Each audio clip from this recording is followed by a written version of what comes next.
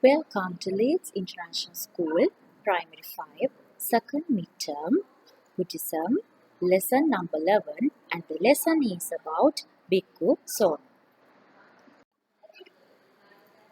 First of all, we'll take a look at the learning objectives of this lesson. First one, to detail the history of Buddhism. To engage and connect students to gather some past stories of Buddha, and also to introduce the character named Bhikku Sona. And finally, this lesson will encourage children to examine how their own lives align with the teachings of the Buddha about how to live. Okay children, now today our lesson is about Bhikku Sona.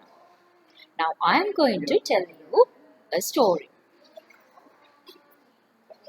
Okay, now Bhikku Sona is a good violinist. Right, so he know how to play a violin very well. So after that he thought of becoming a bhikkhu. So he is very upset of his life.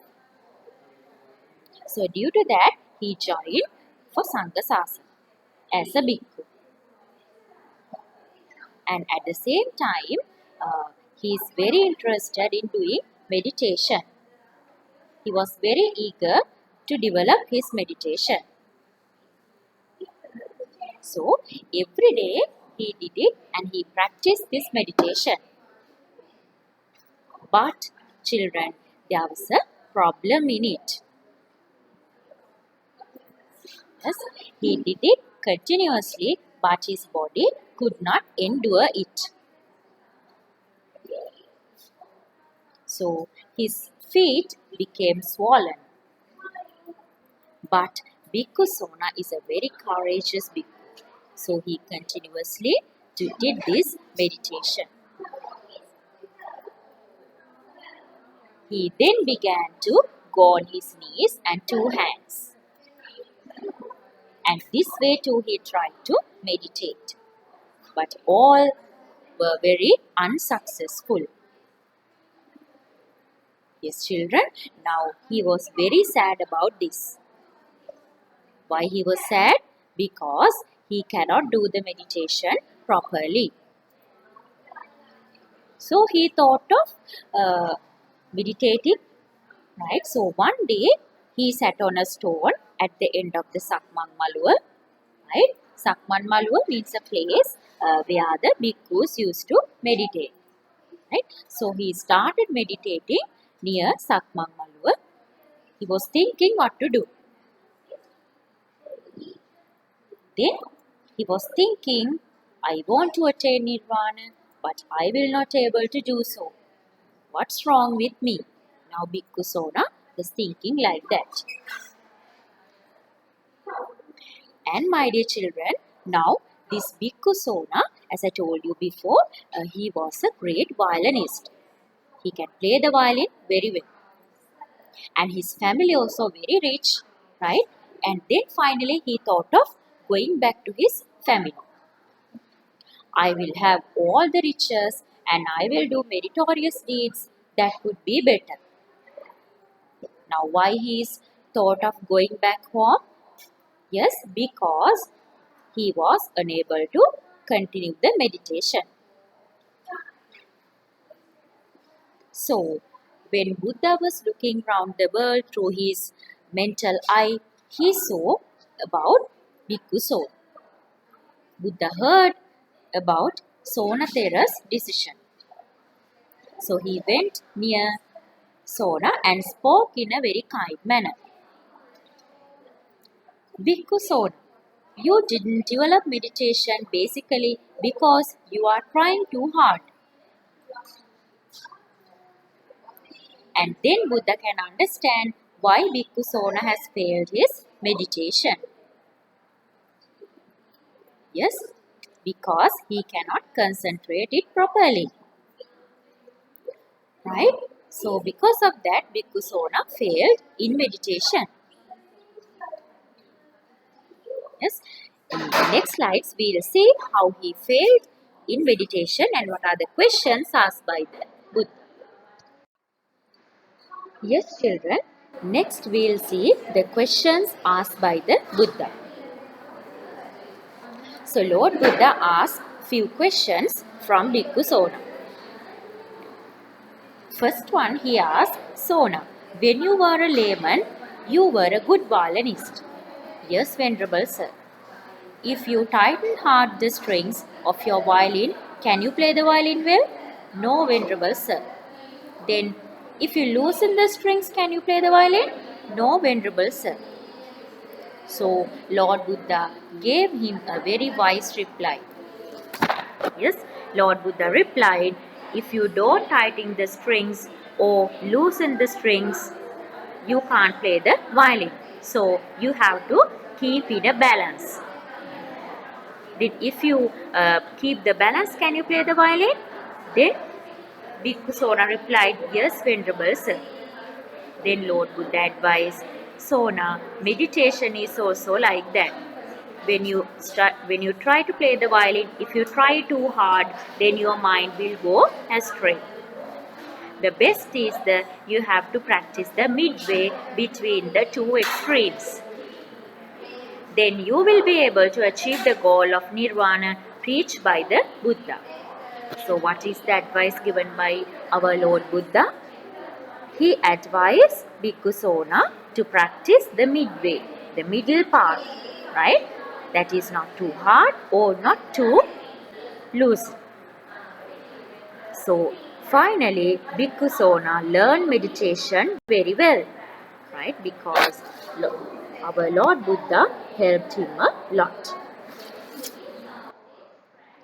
Okay, children, then we'll see about the advantages of meditation.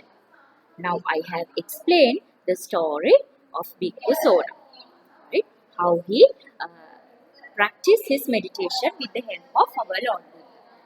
So, if you are meditating, there are a lot of advantages you can earn. The first one is it reduces stress. Isn't it? Yes, if you are meditating, you can reduce your stress. You can study well, children. You can concentrate on your work, right? Second one is it controls your anxiety. Yes, you're fearless, scared to do something. All are controlling by meditation because it helps to relax your mind. Third one, it improves concentration.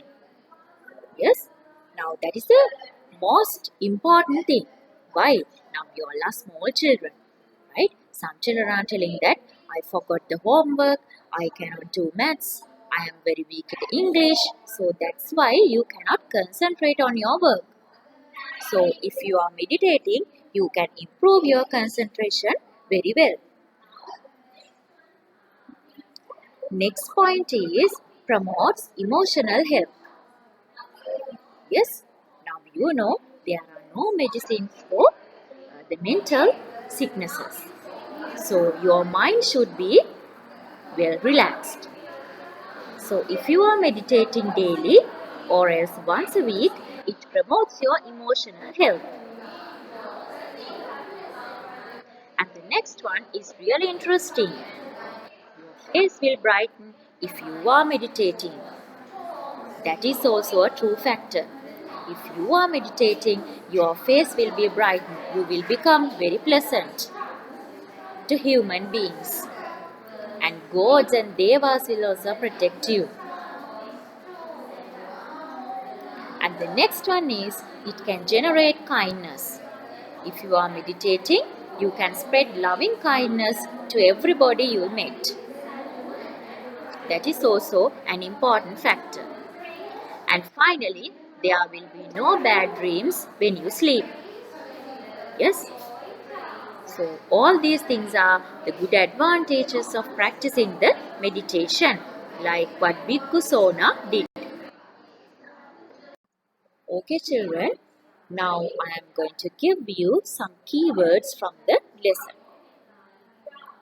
First one is delicate. Yes, delicate means fragile. It can be break easily. The second one is strenuously. It is using a great effort. Third one, Sakmang Maluwa. Yes, what do you mean by Sakmang Maluwa? It is a place where bhikkhus used to meditate. Then the next word is Nirvana. It seems like a complex word, but the meaning is it is the final goal of Buddhism. Who reached the final goal? Yes, our Lord Buddha. The next one is meritorious. Meritorious means good or worthy. Compassion. Compassion, sympathetic pity. Layman. Layman. Who are laymen? Non-ordained people. Upasaka and Upasika. Last word is astray. Astray means away from the correct path. Yes, now we have to study these words, okay, children? Now today we have come to the end of the lesson. So there are few questions from your textbook. There are 5 questions, right? The first question is, who was Bhikku Sona? It's very easy. Question number 2, what was Bhikku Sona good at when he was a layman? Can you remember the answer? The third question, what was the advice given by the Buddha?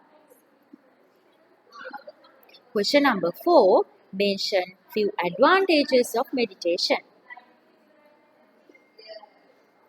Last question, what is the moral of the story? Yes, when you read the lesson, what can you learn? That is the moral. So I hope these questions are very easy for you. Take your time and write down these questions. Okay children, thank you very much for listening. Have a nice day and stay safe.